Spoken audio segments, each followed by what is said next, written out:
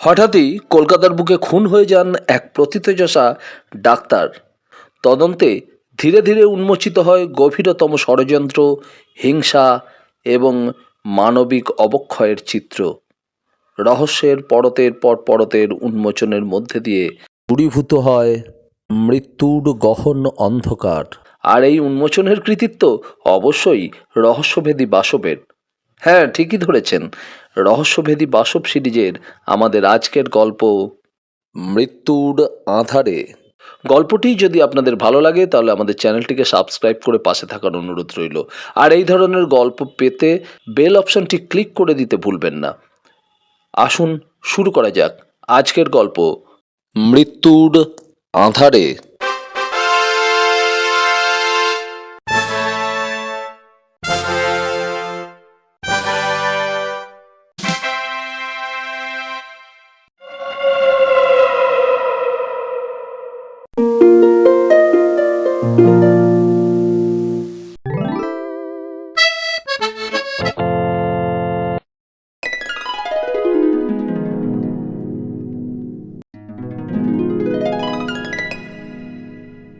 হালকা চাঁদের আলোয় চারধার ঝাপসা হয়ে রয়েছে।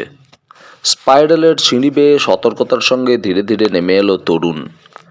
রাত্রি বেশ গভীর হয়েছে। এই বিরাট কম্পাউন্ডওয়ালা বাড়িটার মধ্যে ঢোকা একরকম অসম্ভব বলেই ধরে নিয়েছিল ও। এখানে ঢোকার প্রধান পথ ক্লাবসিপল গেটটা বন্ধ হয়ে গেছে আগেই। অথচ আজ এই বাড়িতে ওর না ঢুকলেই নয়। বেহালার শেষ প্রান্তে প্রায় 1 বিঘা জমির ওপর এই মিত্র ভিলা। একসময় ধনশালী মিত্ররা বিলাসের সমুদ্রে অবগাহন করেছেন এই বাড়িতে। মূল্যবান ঝাড় লণ্ঠনের উজ্জ্বল আলো আর নুপুরের নিক্কণে তখন সর্বদা মুখর থেকেছে মিত্র ভিলা।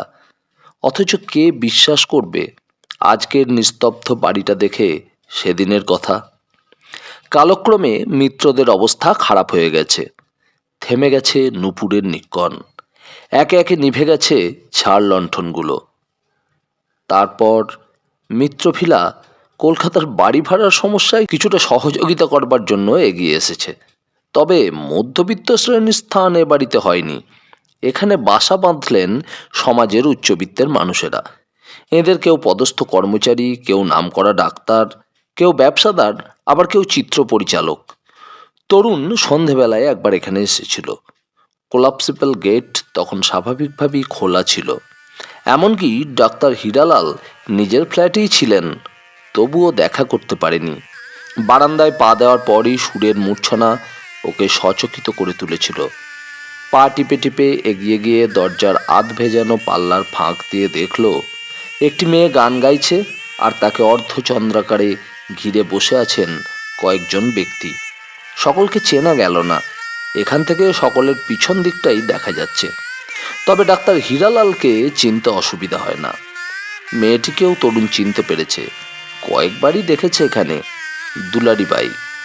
রসিক সমাজে মির্জাপুরী দুলারিবাইয়ের কণ্ঠ বিশেষ স্বীকৃতি লাভ করেছে। হীরালালের মতো সুবিখ্যাত চিকিৎসকের প্রকাশ্যে বারবধূ নিয়ে নটঘট করাটা ঠিক নয়। এতে তাঁর সুনাম কিছুটা ক্ষুণ্ণ হচ্ছে বলা বাহুল্য। সকলে তন্ময় হয়ে গান শুনছেন। তরুণ বুঝল এখন ডাক্তারকে একা পাওয়া যাবে না। একা পেতে হলে আসতে হবে গভীর রাত্রেই। তাই গভীর রাত্রেই এসেছে সে। মিত্রভিলার পিছন দিকের বাউন্ডারি ওয়াল ঘেঁষে দাঁড়িয়ে আছে বিরাট দেবদারু গাছ। তার বিস্তর ডালপালা পাঁচিলের ভিতর দিকে ছড়িয়ে রয়েছে। তরুণ সেই গাছটাকে অবলম্বন করে দোতলায় এসে নেমেছে। তারপর দেয়ালের সঙ্গে প্রায় নিজেকে মিশিয়ে কার্নিশের উপর সন্তর্পণে পা ফেলে ফেলে স্পাইরালের সিঁড়ির কাছে এসে দাঁড়িয়েছে।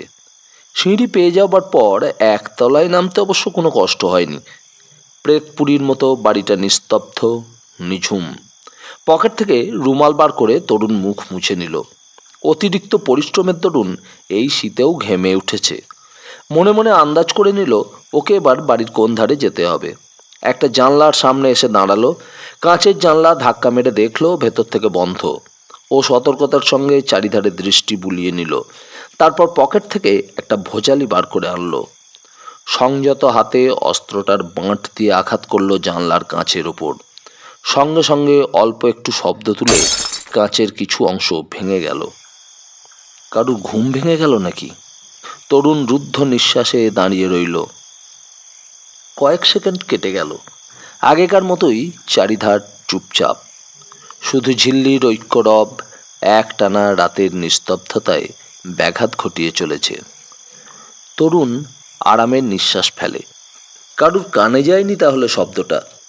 ভাঙা জানলার ফাঁক দিয়ে হাত ঢুকিয়ে ও পাল্লাটা খুলে ফেলল।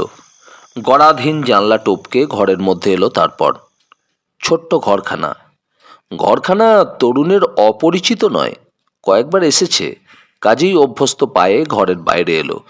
করিডোর পেরিয়ে আরেকটা ঘরের মধ্যে গেল। বেডরুম, ল্যাম্প চলছে সেখানে। সেই অল্প আলোতেই বেশ বুঝতে পারা যায় কোনো অর্থশালী লোকের শয়নকক্ষ এটি। বিছানার দিকে তাকালো। না, কেউ নেই। নিভাঁজ শয্যা।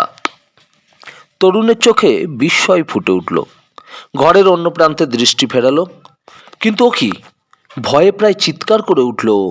স্তিমিত আলোয় পরিষ্কার দেখা যাচ্ছে ওয়ার্ড্রোবের সামনে উপুড় হয়ে পড়ে আছে একটা দেহ, রক্তাক্ত বিভৎস দেহটা। তরুণ আর এক চুলও নড়তে পারল না। নিশ্চল পাথরের মতো দাঁড়িয়ে এই মর্মন্তুদ দৃশ্যে নিজেকে হারিয়ে ফেলল। মিনিট কয়েক এইভাবে কেটে যাওয়ার পর হঠাৎ ওর সম্বিত ফিরে এলো। ব্যাকুলভাবে চিন্তার আশ্রয় নিল। এখন ওর কর্তব্য কি? না, আর এক মুহূর্ত এখানে থাকবে না। তরুণ দরজার দিকে দ্রুত পায়ে সরে এলো, বাইরে বেরিয়ে আসার জন্য। কিন্তু বেরিয়ে আসা আর হলো না। ঠিক দরজার সামনে পিছন থেকে কে ওর মাথায় প্রচণ্ড আঘাত করল। চিৎকার করবার কণামাত্র অবকাশ পেল না ও, টোলে মাটিতে পড়ে গেল।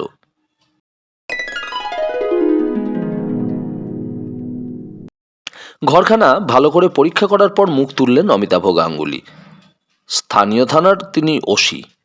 বিজ্ঞ অফিসার হিসাবে তাঁর সুনাম আছে। চেহারা দেখলেই আঁচ পাওয়া যায় সবসময় একটা কিছু করবার উৎসাহ তাঁর রয়েছে। তখনও রক্তাক্ত মৃতদেহটা ওয়ার্ড্রোবের কাছে পড়ে রয়েছে। মুখ তুলেই ইন্সপেক্টর ফটোগ্রাফারের দিকে তাকিয়ে বললেন, তুমি তাড়াতাড়ি ছবিগুলো তুলে নাও তপন, বেলা বাড়ছে, বডি পোস্টমর্টমে পাঠাতে হবে।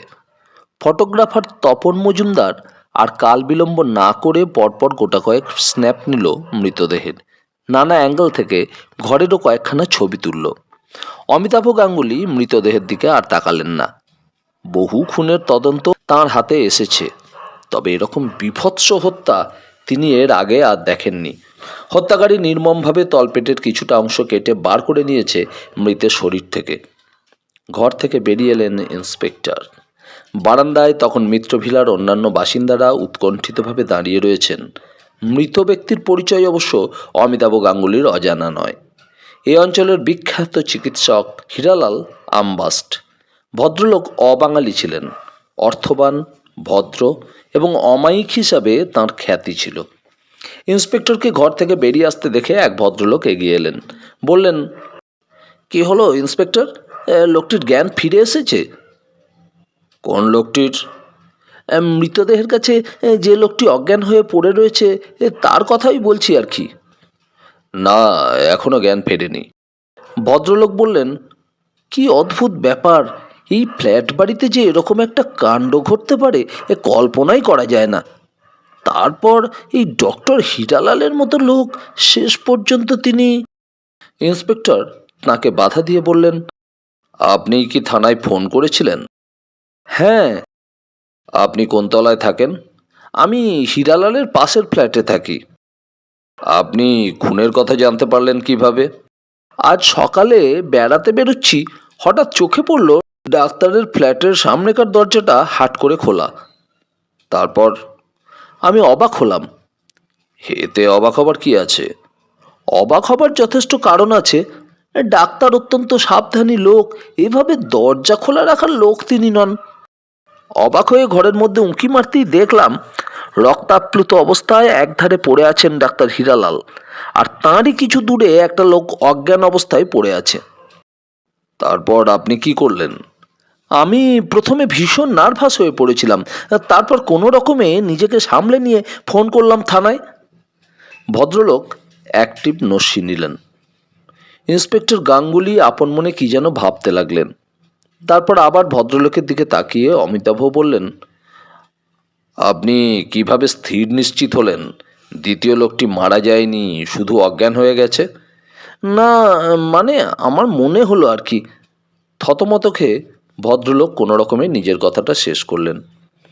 কিন্তু মনে হওয়ার একটা সঙ্গত কারণ তো থাকা চাই। আমার কেমন মনে হলো। হুম, আপনার নাম কিন্তু এখনো আমি জানতে পারিনি। মলয় গাঙ্গুলি। কি করেন আপনি? স্টুয়ার্ট অ্যান্ড মর্গ্যানে কাজ করি। গোটাকত প্রশ্ন আমি আপনাকে করতে চাই। অ্যাক্টিভ নস্যি নিয়ে মলয় গাঙ্গুলি বললেন, নিশ্চয়ই, বলুন। কাল রাত্রে কোনো রকম শব্দ টব্দ পেয়েছিলেন? না, এ, তাছাড়া আমার ঘুম একটু গাঢ়।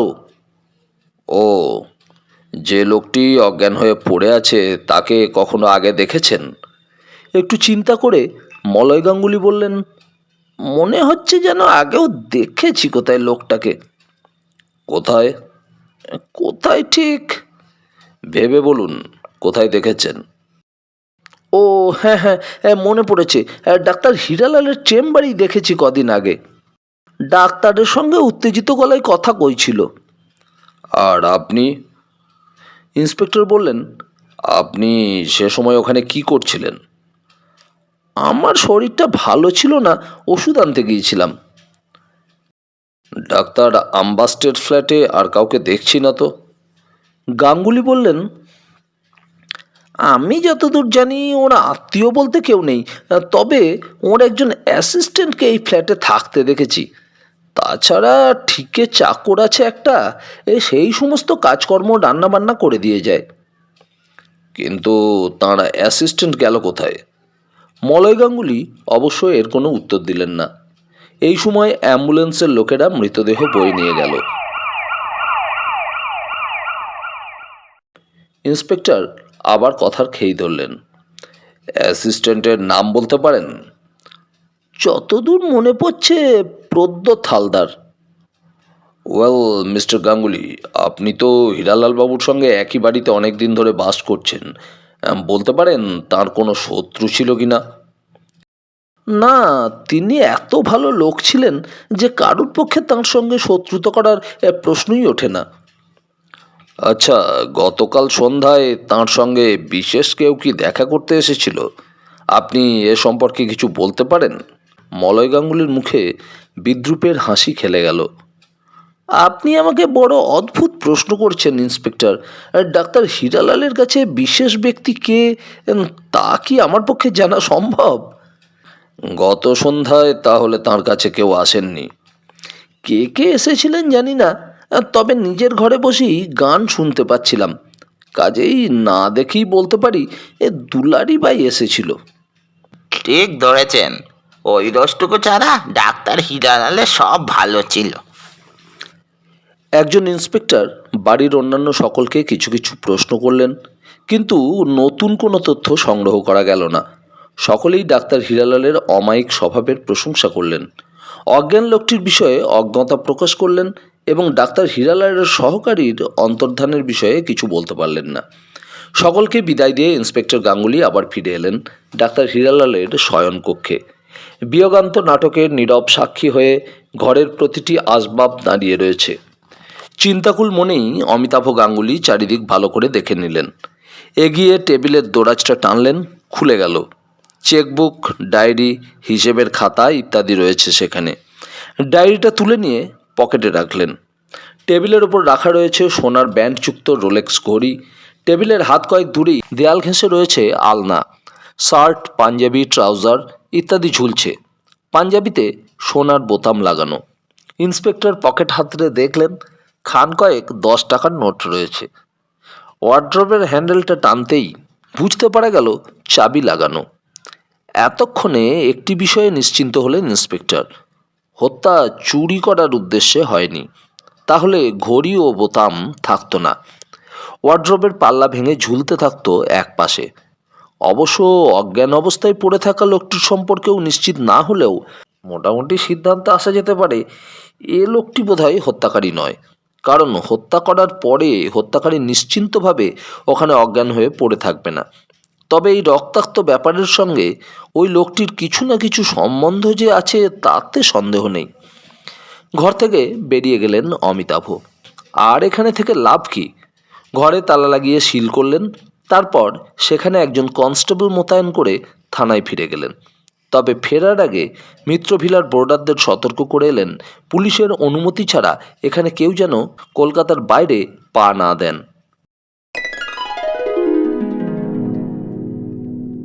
ঘণ্টাখানেক হলো তরুণের জ্ঞান ফিরেছে। হাসপাতালের বেডে আচ্ছন্নের মতো পড়ে রয়েছে ও। মাথার পিছন দিকটা এখনও টনটন করছে। কেটে গিয়েছিল, মাথায় ব্যান্ডেজ করে দেওয়া হয়েছে। একে একে মনে পড়ে যাচ্ছে সমস্ত ঘটনা। ডাক্তার হীরালাল নিষ্ঠুরভাবে নিহত বলে তরুণ বিন্দুমাত্র দুঃখিত নয়, বরং ডাক্তারের আরও শত্রু ছিল বুঝতে পেরে অত্যন্ত আশ্চর্য হচ্ছে। ইন্সপেক্টর গাঙ্গুলি ওর বেডের পাশে এসে দাঁড়ালেন। মৃদু হেসে প্রশ্ন করলেন, কেমন আছেন? মাথায় ব্যথা তো ছিলই, এবার ঝিমঝিম ভাব এলো। পরীক্ষা আরম্ভ হচ্ছে। একটা উৎকণ্ঠা ওকে সাপটে ধরল।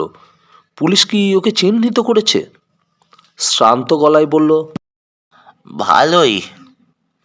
আমি আপনাকে কয়েকটা প্রশ্ন করলে উত্তর দিতে পারবেন? বলুন। আপনার নাম? তরুণ মুখার্জি। আপনাকে দেখে শিক্ষিত লোক বলে মনে হচ্ছে। আপনি কি? আমি পাটনা ইউনিভার্সিটির গ্র্যাজুয়েট। কলকাতাতেই থাকেন? কোনো কাজ টাজ করেন বোধহয়। এই সময় একজন অমিতাভকে টুল দিয়ে গেল। তিনি বসলেন। আমি ভাগলপুরে থাকি, কাজ করি ওখানেই। কয়েকদিন হলো এখানে এসেছি। আপনি নিশ্চয়ই বুঝতে পেরেছেন আপনার বিরুদ্ধে কত গুরুতর অভিযোগ রয়েছে। অভিযোগ? তরুণ বিস্ময়ের ভান করে। ইন্সপেক্টর নড়েচড়ে বসলেন। Don't be silly mister Mukherjee. Well, আপনি যদি নেহাতি বুঝতে না পেরে থাকেন তাহলে শুনুন। মিত্রভিলার হীরালালকে হত্যা করার অপরাধে আপনাকে গ্রেপ্তার করা হয়েছে। এটা পুলিশ হসপিটাল। হত্যার অপরাধ? এবার সত্যিই তরুণ ভেঙে পড়ল। আপনি নিশ্চয়ই অস্বীকার করবেন না ঘটনাস্থলে আপনার উপস্থিতি। ওই উপস্থিতি হলো আপনার বিরুদ্ধে প্রধান এভিডেন্স। যে রক্তমাখা ভোজালিটা ওখানে পাওয়া গেছে তার বাঁটের ওপর বোধহয় আপনারই হাতের ছাপ। সুতরাং ভোজালিটা অবশ্য আমারই, কিন্তু বিশ্বাস করুন, খুন সম্বন্ধে আমি কিছুই জানি না। আমার পক্ষে কখনোই জানা সম্ভব নয়। ওর গলা দিয়ে একরাশ মিনতি ঝরে পড়ল। আপনি তাহলে ওখানে গিয়েছিলেন কেন? আমি মানে বলুন বলুন, কেন গিয়েছিলেন ওখানে? আমি ডাক্তারের সঙ্গে দেখা করতে গিয়েছিলাম, বিশেষ প্রয়োজন ছিল তার সঙ্গে। মাঝরাতে ভোজালি সঙ্গে নিয়ে? আমি আপনাকে কিভাবে বোঝাবো ইন্সপেক্টর? বোঝাবার চেষ্টা করলে নিশ্চয়ই বুঝবো। বলুন আমাকে, তার জীবনে এরকম দুর্বিপাক আসবে কখনো ভেবেছিল কি? অথচ পুলিশের সন্দেহকে দোষ দেওয়া চলে না। আসল কথাটা বলে দেওয়াই ভালো। কিন্তু তার কথা কি পুলিশ বিশ্বাস করবে? কয়েকবার ঢোক গিলেও প্রথমে সন্ধ্যাবেলা এবং মাঝরাতে মিত্রভিলায় ঢোকা থেকে অজ্ঞান হয়ে যাওয়া পর্যন্ত সমস্ত বলল। এবার আপনি মাথায় আঘাত পাওয়ার পূর্ব মুহূর্তে বুঝতে পেরেছিলেন ঘরে কারোর উপস্থিতি? না। কিন্তু মিস্টার মুখার্জি, একটা প্রশ্ন থেকেই যাচ্ছে। আপনি কেন ওরকম কষ্ট করে ডাক্তার হীরালালের সঙ্গে দেখা করতে গেলেন তা এখনও আমার কাছে একটা বড় প্রশ্ন। তরুণ চুপ করে রইল। একটা উৎকণ্ঠা, একটা ভয় দ্রুত কুড়ে কুড়ে খাচ্ছে ওর ভেতরটা। কি উত্তর দেবে? অত্যাধিক উত্তেজিত হয়ে কিভাবে নিজের বিপদ ডেকে এনেছে তা একমাত্র নিজেই বুঝেছে। উত্তর না দিলে মারাত্মক বিপদেরই ঝুঁকি নেবেন। সুতরাং কিছু গোপন না করে আমার কাছে বলে ফেলাই বোধহয় ভালো। তরুণ মনস্থির করে নিয়ে বলতে আরম্ভ করলো। আমি যা বলবো বিশ্বাস করবেন কিনা জানি না, তবে নিশ্চিত জানবেন মিথ্যার নামগন্ধ এর মধ্যে নেই। ডাক্তার হীরালাল মুঙ্গেরের লোক ছিলেন। ভাগলপুর এবং মুঙ্গের প্রায় পাশাপাশি শহর। ওর সঙ্গে আমার আলাপ ছিল বহুদিন থেকেই। উনি যখন মুঙ্গেরে প্র্যাকটিস করতেন, তখন আমাদের বাড়ির কেউ গুরুতর অসুস্থ হয়ে পড়লে ওকেই কল দিয়ে ভাগলপুরে আনা হতো। উনি এলেন কলকাতায় প্র্যাকটিস করতে। আমার সঙ্গে বহুদিন ওর আর সাক্ষাৎ হয়নি। গত সপ্তাহে আমি জামাইবাবুর টেলিগ্রাম পেয়ে কলকাতায় আসি। গুরুতর অসুস্থা দিদি, পেটে কি একটা অপারেশন হওয়ার আয়োজন হচ্ছে। দেখলাম দিদিকে ট্রিটমেন্ট করছেন ডাক্তার হীরালাল। সার্জারিতে তার ভালো হাত। তবুও জামাইবাবু বললেন শহরের আরো বড় কয়েকজন ডাক্তারকে ডেকে পরামর্শ করতে। ডাক্তার হীরালাল রাজি হলেন না। তার মত হলো গুরুতর কিছু নয় যে হই হই করতে হবে। মাইনর অপারেশন তিনি নিজেই সামলে নেবেন। তার নার্সিংহোমেই অপারেশনের ব্যবস্থা হলো, কিন্তু দিদিকে বাঁচানো গেল না। তারপর কান্নায় তরুণের গলা বুঁজে এলো। Very sad. তারপর কি হলো? আমি দিদিকে বড় ভালোবাসতাম ইন্সপেক্টর।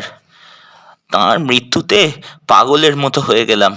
ডাক্তার হীরালালের কাছে গিয়ে এর কৈফিয়ত চাইলাম। কেন তিনি সমস্ত দায়িত্ব নিয়েও বাঁচাতে পারলেন না? তিনি একরকম হাঁকিয়ে দিলেন আমাকে। অপারেশনের জন্য ওকে 4,000 টাকা দেওয়া হয়েছিল। খরচ হয়েছিল 2,500 মতো। মন একটু শান্ত হবার পর গত পরশু দিন ওর কাছে গিয়ে বাকি টাকাটা চাইলাম।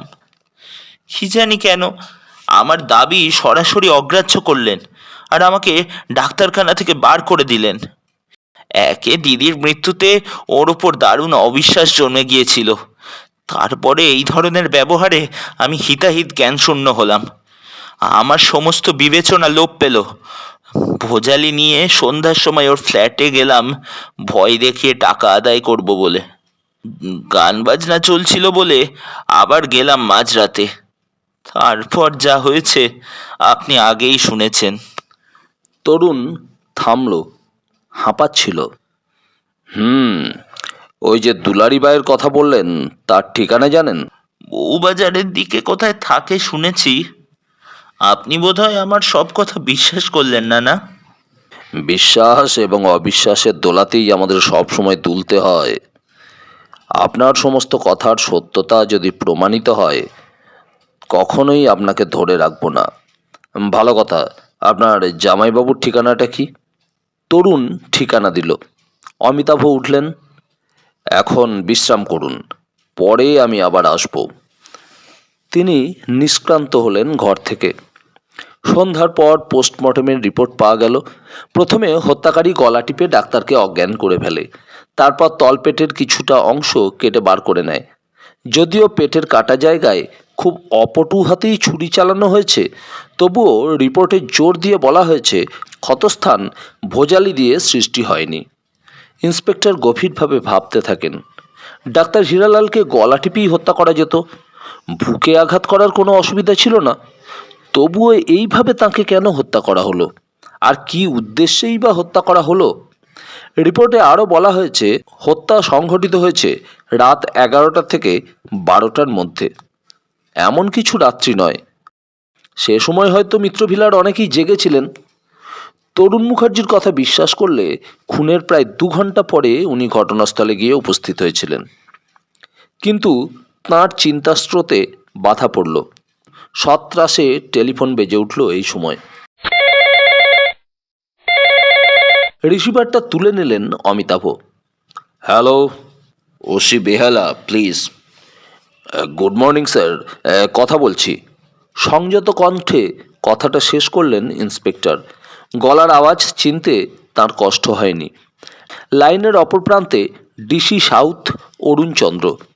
গতকালই ডাক্তার হীরালালের হত্যা সংক্রান্ত সমস্ত রিপোর্ট চেয়ে পাঠিয়েছিলেন ডিসি। মনে হয় এখন উনি ওই বিষয়েই কিছু বলবেন। অমিতাভ গাঙ্গুলির অনুমান মিথ্যা হলো না। মিস্টার চন্দ্র বললেন, শুনুন ইন্সপেক্টর, তরুণ মুখার্জি সুস্থ হয়ে উঠলেই ওকে ছেড়ে দিন। ছেড়ে দেব স্যার? আমার মনে হয় ওতেই কাজ হবে। ছেড়ে দেওয়ার পর তার ওপর ওয়াচ রাখবেন। কোথায় যায় না যায়, কার সঙ্গে মেলামেশা করে, ইত্যাদি পুঙ্খানুপুঙ্খ রিপোর্ট যেন সংগ্রহ করা সম্ভব হয়। তাই হবে স্যার। টেলিফোন ছেড়ে দিলেন অরুণচন্দ্র। ইন্সপেক্টর গাঙ্গুলি ভেবে দেখলেন, এ পরিকল্পনা মন্দ নয়। সত্যিই যদি তরুণ মুখার্জি হত্যাকারী হয়, তাহলে এই ফর্মুলায় কিছু তথ্য সংগৃহীত হওয়ার সম্ভাবনা আছে। অবিলম্বে তিনি তাকে ছেড়ে দেবার এবং তার ওপর ওয়াচ রাখার পাকাপাকি ব্যবস্থা করলেন। তারপর তাকে বেরোতে হলো থানা থেকে। বউবাজারে অনুসন্ধান চালিয়ে দুলারিবাইয়ের ঠিকানা সংগ্রহ করা খুব কঠিন হয়নি। অবশ্য সে পেশায় বাইজি হওয়ার দরুনই এত অল্প আয়াসে তার ঠিকানার সন্ধান পাওয়া গেছে। গতকাল সন্ধ্যায় বিশেষ ব্যস্ত থাকায় অমিতাভ ওখানে যেতে পারেননি। এখন যাবেন। বেহালা থেকে বউবাজার পৌঁছাতে বেশ কিছুটা সময় গেল। বাড়িটি তেতলা। নিজের সাঙ্গপাঙ্গদের সঙ্গে দোতলার খানতিনে ঘর নিয়ে থাকে দুলারিবাই। ইতিমধ্যে পুলিশ আরও বহু সংবাদ সংগ্রহ করেছে। দুলারিবাইয়ের মা জিল্লবাই উত্তরপ্রদেশের মির্জাপুরের প্রসিদ্ধ বাইজি ছিল। মেয়ের ব্যবসায় নামার মতো বয়স হওয়ার পরই ওখানে রাখেননি, পাঠিয়ে দিয়েছেন কলকাতায়। মা ও মেয়ের কর্মক্ষেত্র এক হোক তা হয়তো সে চায়নি। গুণের দিক থেকে জিল্লেবাইয়ের থেকে এক ধাপ উপরে দুলারি। সুন্দর মুখশ্রী, সুঠাম দেহ, কণ্ঠসম্পদটিও অনবদ্য। কলকাতায় এসেই রাতারাতিভাবে সে প্রতিষ্ঠা পেয়ে গেল কিভাবে, তা অবশ্যই জানা যায়নি। তবে কলকাতার বহু ধনী ব্যক্তি তার পাশে গুঞ্জন করে বেড়াচ্ছে, এ অতি প্রচারিত সংবাদ। ঘরের মধ্যে থেকে গানের সুর ভেসে আসছিল। দুলারি রেয়াজ করছে। দরজার সামনে দাঁড়িয়ে থাকা আধবুড়ো লোকটিকে গ্রাহ্যের মধ্যে না এনে অমিতাভ ঘরে প্রবেশ করলেন। আচম্বিত পুলিশের আগমনে গান থেমে গেল। সচকিত দুলারি উঠে দাঁড়ালো। অমিতাভ বললেন, তবলচিকে বাইরে যেতে বলুন, আপনার সঙ্গে কিছু কথা আছে। হাতের ইশারায় দুলারি তবলচিকে বাইরে যেতে বলল। সে বাইরে চলে যাবার পর ইন্সপেক্টর নিজের আগমনের উদ্দেশ্য বর্ণনা করলেন।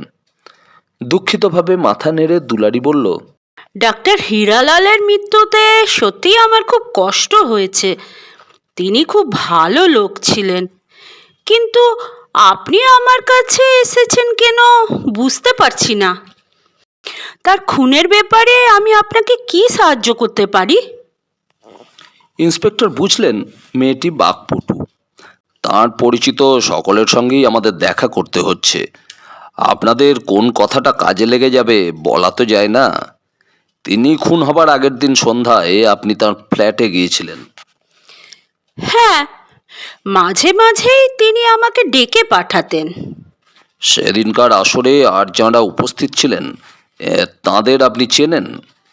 ডাক্তার হীরালালকে বাদ দিয়ে আরও দুজন উপস্থিত ছিলেন। তাদের মধ্যে একজনকে চিনি। কে তিনি? ডাক্তার অসিত ব্যানার্জি। অমিতাভ অবাক হয়ে গেলেন। ডাক্তার অসিত ব্যানার্জি অতি খ্যাতিমান চিকিৎসক। তিনিও বাইজির গান শুনতে অভ্যস্ত। কথাটা যেন বিশ্বাস করতে ইচ্ছা হয় না। আপনি কতক্ষণ ওখানে ছিলেন? রাত 10টা পর্যন্ত। আপনি চলে আসার সময় কি বাকি দুজন ডাক্তার হীরালালের কাছে থেকে গেলেন? না না, তারা আধ ঘন্টা আগেই তো চলে গিয়েছিলেন। ডাক্তার হীরালালের সঙ্গে আপনার আলাপ কতদিনের? বছর দুয়েকের বেশি। কিভাবে আলাপ হয়েছিল? উনি কি এখানে এসেছিলেন না? ব্যবসার গোপন কথা আমাকে প্রকাশ করতে বলবেন না। চা খাবেন? না। অমিতাভ লক্ষ্য করেছেন দুলারির কথাবার্তা আর 10জন সাধারণ বাইজির মতো নয়। ভদ্রঘরের মেয়েদের মতোই পরিচ্ছন্ন ও সংযত। সেদিন রাত্রিটা ওখানে থেকে যেতে ডাক্তার হীরালাল আপনাকে বলেননি? ক্ষমা করবেন আমার এই ধরনের প্রশ্নের জন্য। মনে হলো দুলারি একটু লাল হয়ে উঠল। ওই রকমই একটা কথা ছিল আগে থেকে, কিন্তু উনি বললেন কে একজন বিশেষ দরকারি কাজে একটু রাত করে আসবে, তাই। কে আসবে তার নাম বলেছিলেন? না। আমি এখন চললাম, আবার এখানে আসতে হতে পারে। এখন কিছুদিন আপনি আমাদের অনুমতি ছাড়া কলকাতার বাইরে যাবেন না। সিঁড়ি দিয়ে নামতে নামতে অমিতাভ স্থির করলেন কাল সকালেই যাবেন ডাক্তার ব্যানার্জির সঙ্গে দেখা করতে। তাঁর কাছ থেকে নতুন কোনো তথ্য যদি পাওয়া যায়। কিন্তু তার আশা পূর্ণতা লাভ করল না। সকলকে স্তম্ভিত করে দিয়ে আর একটি হত্যাকাণ্ড সংঘটিত হলো। আবার একটা খুন। ভোরে ঘুম থেকে উঠেই শহরবাসীদের চোখে পড়ল দৈনিক সংবাদপত্রের দ্বিতীয় পাতায় বড় বড় অক্ষরে ছাপা এক হত্যা কাহিনী। মধ্য কলিকাতায় মর্মন্তুদ হত্যাকাণ্ড। গতকাল রাত্রে মধ্য কলকাতার সুবিখ্যাত চিকিৎসক অসিত কুমার বন্দ্যোপাধ্যায়কে কে বা কাহারা নৃশংসভাবে হত্যা করিয়াছে। তাহার ন্যায় ভদ্র ও প্রখ্যাত ব্যক্তির জীবন এইভাবে শেষ হইবে তাহা কে কল্পনা করিয়াছিল। রাত্রি প্রায় 10 ঘটিকার সময় তাহাকে শেষবারের মতো জীবিত দেখা যায়। তিনি তখন লাইব্রেরি কক্ষে প্রবেশ করিতেছিলেন। রাত্রে আর কিছু জানা যায় নাই। প্রাতে বাড়ির পুরাতন ভৃত্য তাঁর মৃতদেহ উক্ত কক্ষের মেঝের কার্পেটের ওপর পড়িয়া থাকতে দেখে। কে বা কাহারা তাহার তলপেটের কিছু অংশ কাটিয়া ফেলিয়াছে। পুলিশ মহলের ধারণা ক্ষতস্থান হইতে বহুল পরিমাণে রক্তপাত হইবার ফলে তাহার মৃত্যু হইয়াছে। জনসাধারণের অবশ্যই স্মরণ আছে, মাত্র কয়েকদিন পূর্বে বেহালার প্রখ্যাত চিকিৎসক হীরালাল আম্বাস্ট ঠিক এইভাবেই মৃত্যুবরণ করিয়াছিলেন। পরপর দুইটি মর্মন্তুদ ঘটনা শহরবাসীকে আতঙ্কিত করিবে সন্দেহ নাই। পুলিশের নিষ্ক্রিয়তার সুযোগ পাইয়া রক্তলোলুপ আততায়ীর দল তৎপর হইয়া উঠিয়াছে। মৃত ডাক্তার বন্দ্যোপাধ্যায় সার্জারিতে প্রভূত জ্ঞান সম্পন্ন ছিলেন। তাহার খ্যাতি স্বদেশ ও বিদেশে পরিব্যাপ্ত ছিল। ঢাকার সুবিখ্যাত বন্দ্যোপাধ্যায় বংশে তিনি 1908 সালে জন্মগ্রহণ করেন। তাহার পিতা ইত্যাদি ইত্যাদি। একটা প্রবল ধাক্কায় ঘুম ভেঙে গেল শৈবালের। ও ধর্মড়িয়ে উঠে বসল বিছানায়। সামনেই দাঁড়িয়ে সোনা। শৈবাল বিরক্তির সুরে বলল, কি ব্যাপার? শীতের সকালের ঘুম বেশ আরামদায়ক। সে আরামে ব্যাঘাত ঘটলে একটু বিরক্ত হবে বই কি। সোনা দৈনিক সংবাদপত্রখানা স্বামীর দিকে এগিয়ে বলল, পড়ে দেখো, ডাক্তার ব্যানার্জি মারা গেছেন। কি বললে? ক্ষিপ্র হাতে খবরের কাগজটা তুলে নিয়ে শৈবাল দৃষ্টি নিবদ্ধ করল। ডাক্তার ব্যানার্জির হত্যাকাণ্ডে স্তম্ভিত হয়ে গেল ও। সার্জারিতে ওর যা কিছু শিক্ষা তা সমস্তই তিনি ওকে হাতে কলমে শিখিয়েছিলেন। শৈবাল তাকে পরম পূজ্য গুরু হিসাবে শ্রদ্ধা করত। এ কি হলো, এ যে ভাবা যায় না। 10 মিনিটের মধ্যে তৈরি হয়ে নিয়ে বাড়ি থেকে বেরিয়ে পড়ল শৈবাল। ট্যাক্সি করে সোজা চলে এলো ধর্মতলা স্ট্রিটে ডাক্তার ব্যানার্জির বাড়িতে। লোকে লোকারণ্য, এখনও মৃতদেহ নিয়ে যাওয়া হয়নি। গেটের গোড়াতেই পুলিশ ওকে বাধা দিল। সৌভাগ্যক্রমে ইন্সপেক্টর সুকুমার পোলে তখন এদিকেই আসছিলেন। শৈবালকে দেখেই চিনতে পারলেন। বছরখানেক আগে একটা হত্যা রহস্য তদন্তের সময় সুকুমার বাবুর সঙ্গে বাসব ও শৈবালের পরিচয় হয়েছিল। তিনি ওকে ভেতরে নিয়ে চললেন। ডাক্তার ব্যানার্জি বিখ্যাত ডাক্তারই ছিলেন না, প্রচুর ধনীও ছিলেন। শৈবাল দেখতে পেল লবিতেই গণ্যমান্য ব্যক্তি ও প্রখ্যাত চিকিৎসকবর্গ উপস্থিত ছিলেন। এরা সকলেই মৃতের প্রতি সম্মান দেখাতে এসেছেন। সকলের মুখেই বিষাদের ছায়া। শৈবাল এক পাশে গিয়ে দাঁড়ালো। পুলিশের পক্ষ থেকে তখন বাড়ির লোকেদের ও চাকর বাকরদের জেরা করা শেষ হয়েছে। সন্দেহজনক কিছুই চোখে পড়েনি। শৈবাল না ভেবে পারে না, সংবাদপত্রের তৎপরতা সত্যি বিস্ময়কর। কত তাড়াতাড়ি সংবাদ সংগ্রহ করেছে তারা। মেডিকেল অ্যাসোসিয়েশনের সেক্রেটারি তিনি। পার্ক স্ট্রিটে তাঁর ক্লিনিকটি যথেষ্ট মর্যাদা সম্পন্ন। শৈবাল বলল, কি বিশ্রী ব্যাপার ঘটে গেল বলুন তো। ডাক্তার হিরণময় ভারী গলায় বললেন, পরপর দুটো ঘটনা। আমার মনে হয় পুলিশের পক্ষে হত্যাকারীকে ধরা সম্ভব হবে না। দুটো মার্ডারেরই কি অদ্ভুত সিমিলারিটি লক্ষ্য করেছেন? তাই তো বলছি। তাছাড়া দু ক্ষেত্রেই দুজন ডাক্তার নিহত হয়েছেন। আপনি কি বলেন? প্রাইভেট এনকোয়ারি করানোটা কি খুব যুক্তিযুক্ত হবে? ডাক্তার সেন, ডাক্তার চক্রবর্তী এরাও আমায় বলছিলেন পুলিশ যা করছে করুক, ওই সঙ্গে আমরাও ডাক্তার ব্যানার্জি আর ডাক্তার আম্বাস্টের হত্যা রহস্যের যদি কিছু করতে পারি, মন্দ কি? শৈবাল চিন্তিত গলায় বলল, প্রস্তাবটা মন্দ নয়, কিন্তু ডাক্তার গাঙ্গুলি আবার বললেন, আপনি এ ব্যাপারে আমাদের সাহায্য করতে পারেন। আমি?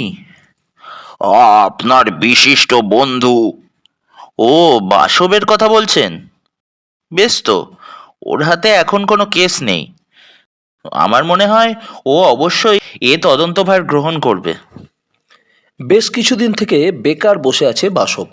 হাতে কোনো কেস নেই, রেডিও শুনে আর শৈবালের সঙ্গে গল্প করে ওর দিন কেটে যাচ্ছে। সন্ধ্যা হয়েছে, পেশেন্স খেলায় ব্যস্ত ছিল বাসব। এই সময় শৈবাল ঘরে প্রবেশ করলো ডাক্তার গাঙ্গুলিকে নিয়ে। বাসব সাদরে অভ্যর্থনা করলো হিরণময়কে। তারপর শৈবালের দিকে তাকিয়ে বলল, ডাক্তার ব্যানার্জির হত্যাকাণ্ডের ব্যাপারে আমি নিশ্চয়ই তোমাদের সাহায্য করতে পারি, কি তাই তো? আপনি ঠিকই আন্দাজ করেছেন বাসববাবু। ডাক্তার হিরণময় বললেন। আমরা এই কারণেই এসেছি। বাসব এবার ডাক্তার গাঙ্গুলিকে ভালো করে লক্ষ্য করলো। উচ্চতায় বেশ কিছুটা তিনি, গায়ের রং না ফর্সা না কালোর মাঝামাঝি, এক মাথা ঘন চুল, এক পাশ করে টেরি কাটা, মুখশ্রী চলনসই, বছর 50-এর উপর, হাতে রূপোর মুঠোযুক্ত ছড়ি। আমি সম্পূর্ণ প্রস্তুত, বলুন কীরকম সাহায্য চান? এবার মেডিকেল অ্যাসোসিয়েশনের পক্ষ থেকে এই হত্যা দুটির সম্পূর্ণ তদন্তভার আনুষ্ঠানিকভাবে আপনি গ্রহণ করুন মিস্টার বাসব। ডাক্তার হিরণময় আরও বললেন, আমরা পুলিশের কাছ থেকে অনুমতি নিয়েছি, তারাও আপনার প্রয়োজন মতো আপনাকে সাহায্য করবে। বাসব মৃদু হেসে বলল, সেই সঙ্গে আপনাদের সহযোগিতাও আমার কাম্য। অবশ্যই পাবেন। বাহাদুর ঘরে এলো 3 কাপ কফি নিয়ে। শৈবাল বলল, বাহাদুরের কর্তব্যনিষ্ঠা অতুলনীয়। বাড়িতে অতিথি এলে কফি থেকে বঞ্চিত হবার কোনো উপায় নেই। বাসব বলল, বাহাদুরের এইরকম বাহাদুরি না থাকলে ভদ্র সমাজে আমার পক্ষে বাস করা কঠিন হয়ে উঠত ডাক্তার। কফি শেষ করে ডাক্তার হিরণময় বিদায় নিলেন। শৈবালও অনুগামী হলো তাঁর।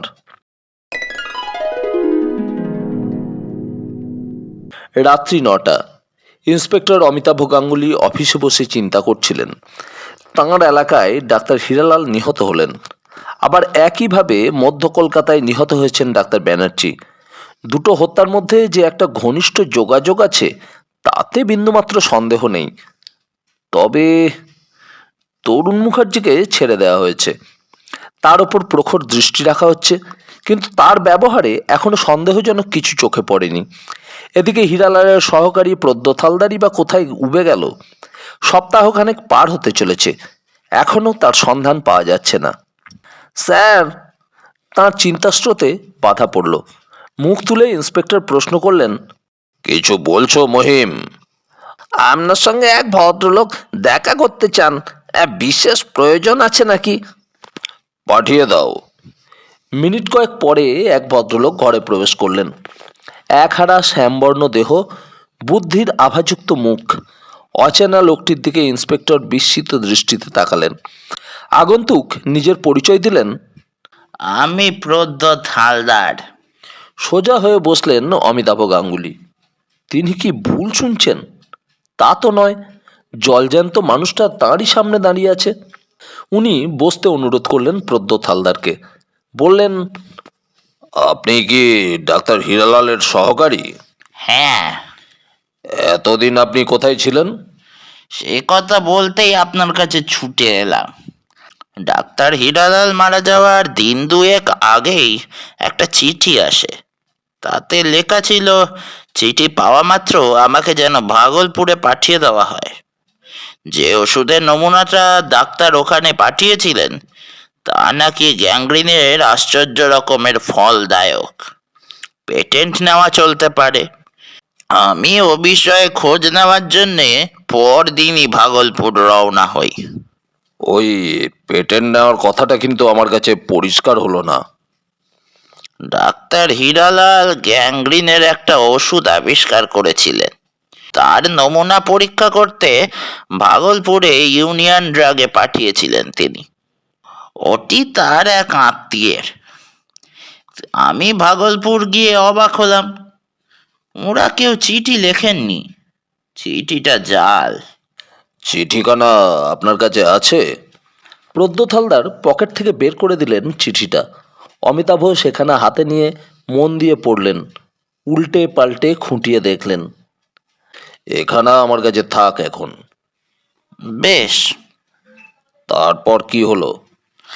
আমি কলকাতায় ফিরে এলাম পরের দিন। তার মানে খুন হয়ে যাওয়ার দিন সকালে আপনি ফিরে এলেন? হ্যাঁ। তা এ কদিন কোথায় ছিলেন? গলা পরিষ্কার করে নিয়ে হালদার বললেন, সে কথাই তো এবার বলবো। হাওড়া থেকে ট্যাক্সি করে বেহালায় ফিরছিলাম। হঠাৎ কেমন যেন ঘুম ঘুম ভাব এলো। তারপর আর কিছু মনে নেই।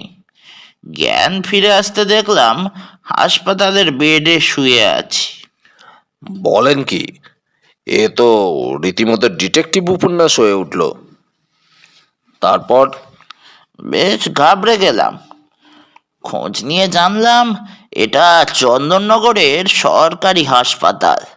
আমি নাকি গঙ্গার ধারে অজ্ঞান অবস্থায় পড়েছিলাম। স্থানীয় লোকেরা আমায় হাসপাতালে নিয়ে গেছে। ওখান থেকে ছাড়া পেয়েই বেহালায় এসে শুনলাম ডাক্তার হিরালালের খুনের কথা। আমার মনের অবস্থা কিরকম হলো সে বর্ণনা দিয়ে আপনার সময় নষ্ট করতে চাই না। একটু সামলে নিয়েই সোজা এখানে চলে এসেছি।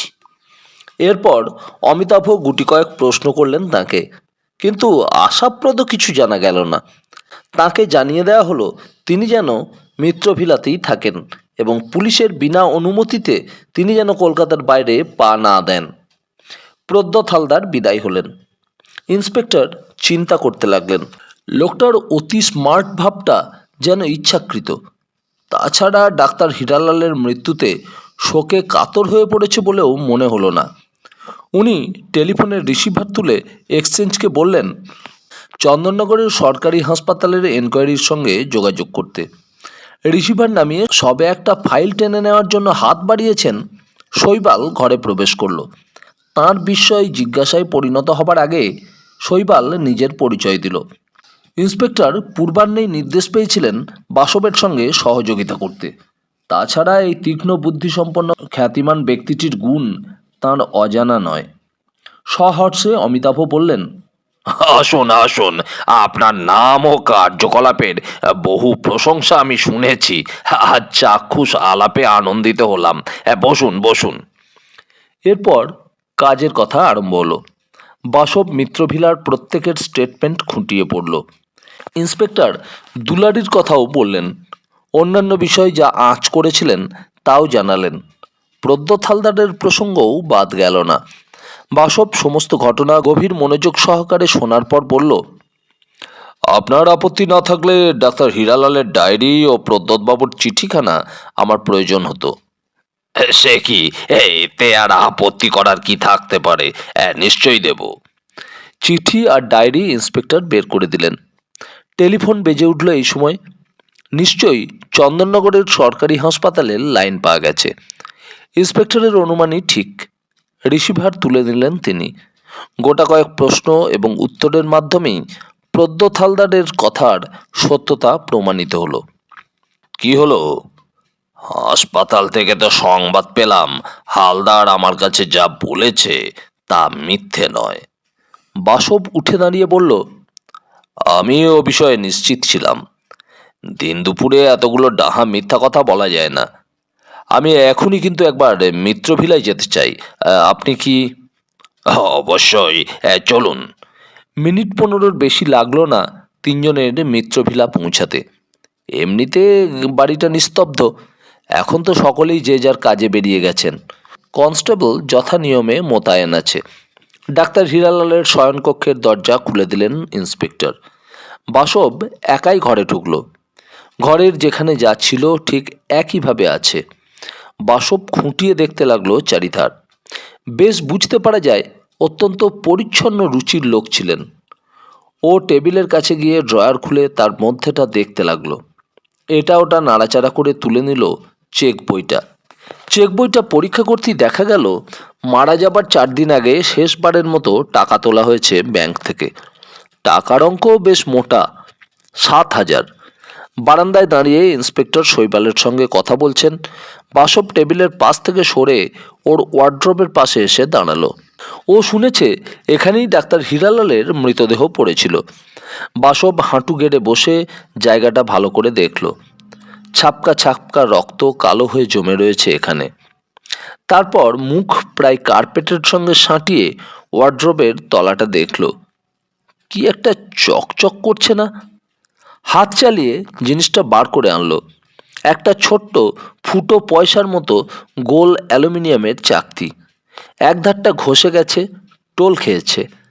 বাসব কিছুক্ষণ চাকতিটার দিকে ভ্রু কুঁচকে তাকিয়ে রইল। কি হতে পারে জিনিসটা? কোনো কিছু থেকে খসে পড়েছে সন্দেহ নেই।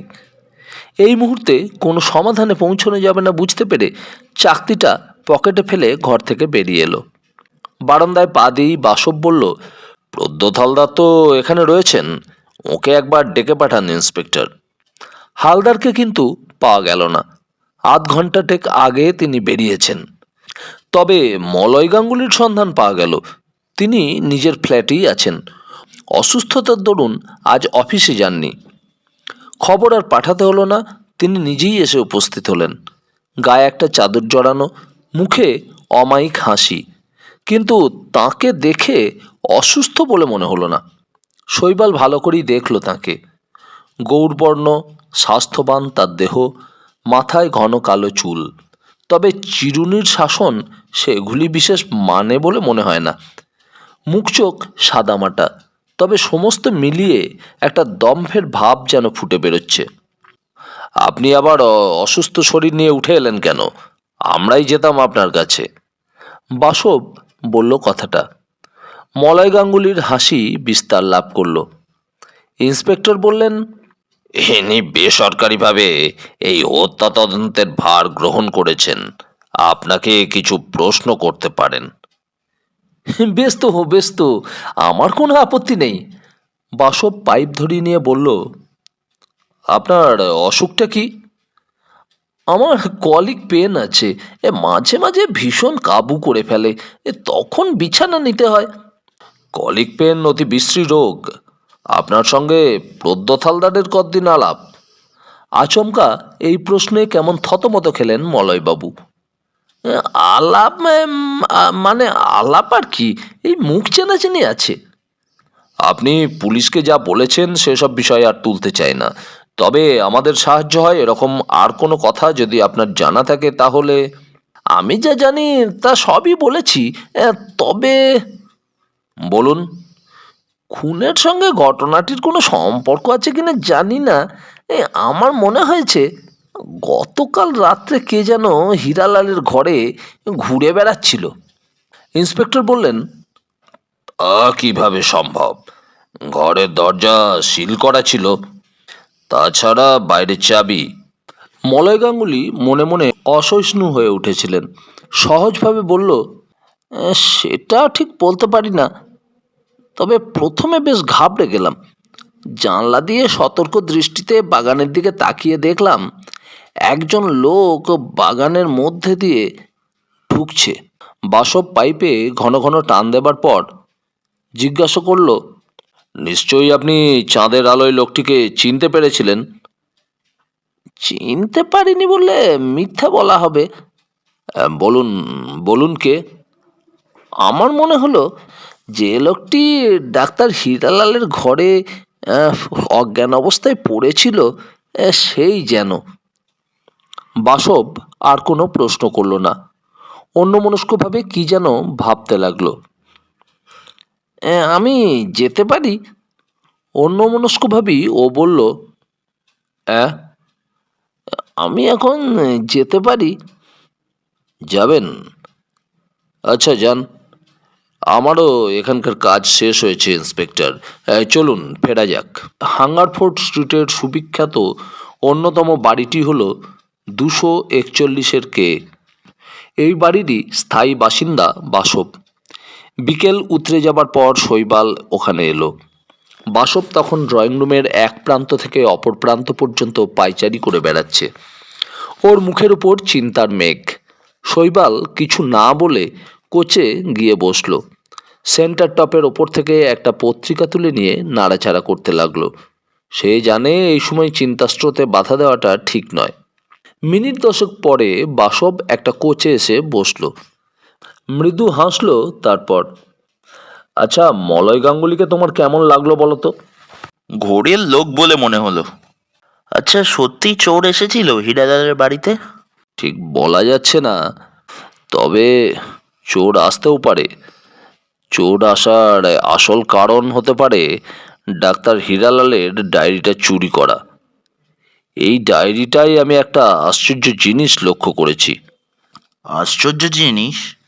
ডায়েরির শেষের কিছু পাতায় নিয়মিত হিসেব রাখার জন্য ঘর কাটা রয়েছে।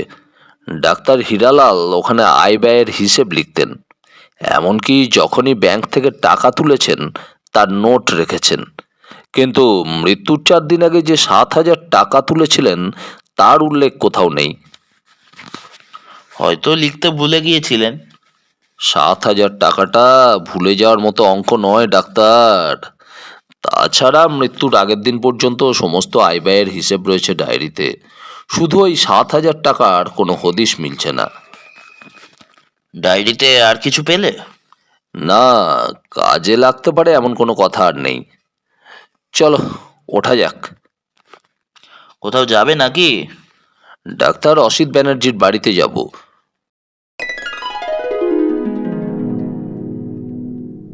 ধর্মতলা স্ট্রিটের ওপর নয়, একটু ভেতরের দিকে ডাক্তার ব্যানার্জির বাড়ি।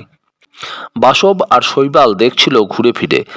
গথিক পদ্ধতিতে নির্মিত দুর্ভেদ্য দুর্গের মতো দাঁড়িয়ে রয়েছে বাড়িখানা। বাড়ির সামনেকার প্রশস্ত জমির ওপর সুন্দর ফুলের বাগান। চারিপাশের বাউন্ডারি ওয়াল 10 ফিটের কম হবে না উচ্চতায়। তার উপর কাঁটা তারের সতর্কতা।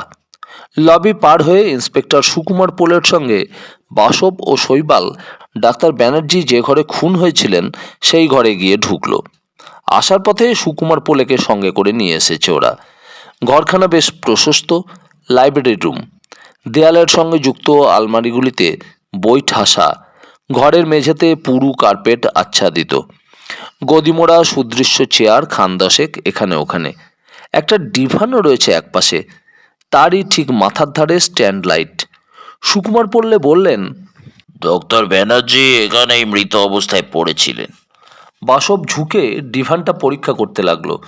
ডিভানের মাঝামাঝি জায়গায় রক্তের ছোপ। কার্পেটের ওপর দৃষ্টি পড়তেই ওর সজাগ চোখ আরও তীক্ষ্ণ হয়ে উঠল। কিসের গোল গোল দাগ রয়েছে, যেন ফুটো পয়সা চেপে চেপে ছাপ ফেলেছে কেউ। মিস্টার পোলে, ডেড বডি নিয়ে যাবার পর আর কেউ নিশ্চয়ই এ ঘরে ঢোকেনি? নিশ্চয়ই না। দেখলেন তো, দরজা সিল করা ছিল। বাসব আবার পর্যবেক্ষণ আরম্ভ করলো। ওই গোল গোল দাগ কার্পেটের আরও অনেক জায়গায় রয়েছে। বিচিত্র ব্যাপার। কিছুক্ষণ দাগগুলোর দিকে তাকিয়ে কি চিন্তা করলো ও। তারপর ঘর থেকে বেরিয়ে এলো। শৈবাল ও সুকুমার পড়লেও বাইরে বেরিয়ে এলেন। বাসব প্রশ্ন করলো, পোস্টমর্টমের রিপোর্ট আপনি দেখেছেন মিস্টার পোল্লে? হ্যাঁ, দেখেছি। রিপোর্টে কি আছে মোটামুটি বলুন তো। ডাক্তার ব্যানার্জিকে প্রথমে ক্লোরোফর্ম করে অজ্ঞান করে ফেলা হয়। তারপর তিনি খুন হন। 11:30 থেকে 1:30টার মধ্যে ঘটনাটা ঘটেছে। তলপেটের কিছু অংশ তীক্ষ্ণ ধারালো অস্ত্র দিয়ে অপটু হাতেই কাটা হয়েছে বলে সার্জেনদের অভিমত। তার আত্মীয় পরিজন কে কে আছেন? তিনি অকৃতদার ছিলেন। একমাত্র ভাইপো ছাড়া নিজের বলতে আর কেউ নেই। ভাইপো কি এই বাড়িতেই থাকেন? হ্যাঁ। তিনি নিশ্চয়ই উত্তরাধিকারী। হ্যাঁ। কি নাম ভদ্রলোকের? তন্নজি ব্যানার্জি। বাবা, নামের বৈচিত্র্য আছে। সেই চাকরটিকে ডাকান তো। খুন হয়ে যাবার পর ডাক্তার ব্যানার্জিকে যে প্রথম দেখতে পেয়েছিল। সুকুমার পড়লে নির্দেশ দিতেই একজন কনস্টেবল চাকরটিকে ডেকে আনলো। বুড়ো লোক, মাথার চুল প্রায় সবই সাদা হয়ে গেছে, মুখে ভীত ভাব। বাবু, আমায় ডাকতেছেন? আমি আর কিছু জানি না, যা বলবার পুলিশকে। ভয় পাবার কিছু নেই, বাসব বলল। গোটা কয়েক প্রশ্ন করব শুধু। তোমার নাম? রামতরণ। সেদিন এত সকালে লাইব্রেরি ঘরে তুমি কেন এসেছিলে রামতারণ? আগে বাবু, আমি প্রথমে লাইব্রেরি ঘরে ঠিক আসিনি। গিয়েছিলাম বাবুর শোবার ঘরে, দেখলাম বাবু নেই, তাই ওখানে গেলাম। ভোরবেলা ঘুম ভেঙে গেলে বাবু লাইব্রেরি ঘরে গিয়ে পড়াশুনো করতেন। ঘরে ঢুকেই বোধহয় দেখতে পেলে বাবু পড়ে রয়েছেন। সে দুঃখিতভাবে মাথা নাড়ল। তোমার বাবু যেদিন মারা যান তার আগের দিন রাত্রে কেউ কি দেখা করতে এসেছিল? রাত্রে কেউ আসেনি, তবে সন্ধেবেলায় সন্ধেবেলায় কি? দুলারি বাই এসেছিল হুজুর। বাবু গান বাজনায় সময় কাটিয়েছিলেন কিছুক্ষণ। শৈবাল সবিস্ময়ে বললেন, এখানেও দুলারি বাই? বাসব বলল, এখানেও ঠিক মৃত্যুর মাত্র কয়েক ঘন্টা আগেই তার উপস্থিতি। ইন্সপেক্টর বললেন, আমি দুলারি বাইয়ের সঙ্গে দেখা করেছিলাম, কথাবার্তাও হয়েছিল। ও সম্পর্কে পরে আপনার সঙ্গে কথা হচ্ছে ইন্সপেক্টর। আচ্ছা রামতারণ, তোমার সঙ্গে তার শেষ কথা হয়েছিল কটায়? আগে বোধ হয় তখন 10টা হবে বাবু। উনি আমার কাছে এই দাদা বাবুর খোঁজ করছিলেন। তারপর? দাদা বাবু বাড়ি নেই শুনেই রেগে উঠলেন, গজ গজ করতে করতে নিজের ঘরে চলে গেলেন। সে সময় কি বলেছিলেন তোমার মনে আছে কিছু? আগে দাদা বাবু কি নিয়ে যেন গোলমাল করেছিলেন, সেই কথাই বলছিলেন। সামনের গেট ছাড়া বাড়িতে ঢোকার আর কোনো পথ আছে কি? আর তো কোনো পথ নেই বাবু। সেদিন রাত্রে কোনো শব্দ টব্দ পেয়েছিলে? না বাবু, আমি কানে একটু কম শুনি। তোমার দাদাবাবু বাড়ি আছেন তো? তাকে পাঠিয়ে দাও গিয়ে। রামতারণ নিষ্ক্রান্ত হলো। বাসব পাইপ ধরাবার পর বলল, গেট ছাড়া ভেতরে ঢোকার পথ নেই, আর এটাও নিশ্চিত গভীর রাতে গেট খোলা থাকবে না।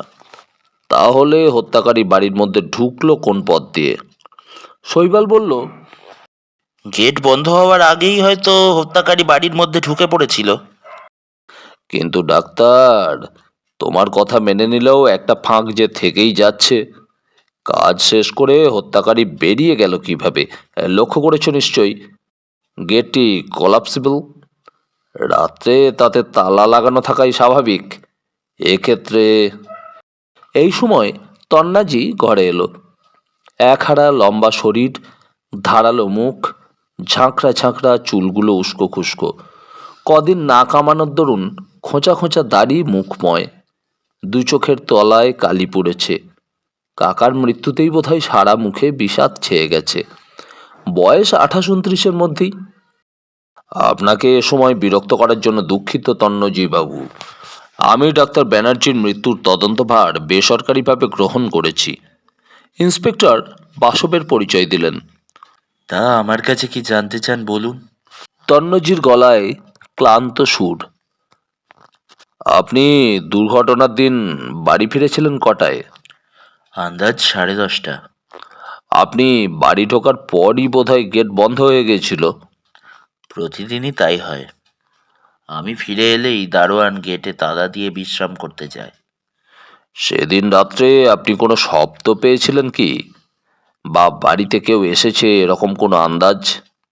একটু ইতস্তত করে তন্নজি বলল, আমি গেট খোলার শব্দ পেয়েছিলাম, কিন্তু ও নিয়ে বিশেষ মাথা ঘামাইনি, কারণ কাকা মাঝে মাঝে বাইরে যেতেন রাত্রে। ওর কাছে গেটের একটা ডুপ্লিকেট চাবি থাকতো বোধহয়। হ্যাঁ। আপনার কাছে গেটের কোনো চাবি থাকে? না, গেটের দুটোই চাবি, একটা দারোয়ানের কাছে থাকে আর অন্যটা কাকার কাছে। আপনি কি করেন মিস্টার ব্যানার্জি? পার্ক স্ট্রিটে আমার একটা স্টুডিও আছে, ছবির কারবার করি। Please don't mind. কাকার মৃত্যুর পর তাঁর সম্পত্তি আপনিই তাহলে পাচ্ছেন? হ্যাঁ, আমি ছাড়া আর কাকার কেউ নেই। তা সম্পত্তির পরিমাণ কীরকম? ব্যাংকের ওর ওই 1,05,000 টাকা আছে, আর এই বাড়িখানা। তাঁর কোনো শত্রু ছিল কিনা জানেন? না, তার মতো লোকের শত্রু আছে এ কথা কল্পনাই করা যায় না। দুর্ঘটনার দিন কটায় ঘুমোতে যান মনে আছে? ওই 11:30 হবে। একটা পোর্ট্রেটে রিটাচ সেরে তবে ঘুমোতে যায়। বাসব বলল, ধন্যবাদ মিস্টার ব্যানার্জি, আমার আর কোনো প্রশ্ন নেই। চলুন চলুন সুকুমার বাবু। বাসব ওখান থেকে বেরিয়ে গেল।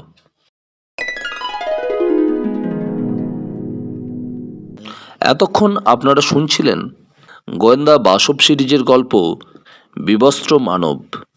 গল্পটি আপনাদের কেমন লাগছে তা আমাদের লিখে জানান। এই গল্পের পরবর্তী অংশ আগামী সপ্তাহে। গল্পটি যদি আপনাদের ভালো লাগে তাহলে আমাদের চ্যানেলটিকে সাবস্ক্রাইব করবেন, আর এই ধরনের গল্প শুনতে বেল অপশনটি ক্লিক করে দেবেন। তাহলে এরপর যখন আমরা কোনো ভিডিও প্রকাশ করব তখন তার নোটিফিকেশন সর্বপ্রথম আপনার কাছে পৌঁছে যাবে। সুস্থ থাকবেন, ভালো থাকবেন, আনন্দে থাকবেন আর শুনতে থাকবেন গল্প বাবুর আসর। নমস্কার।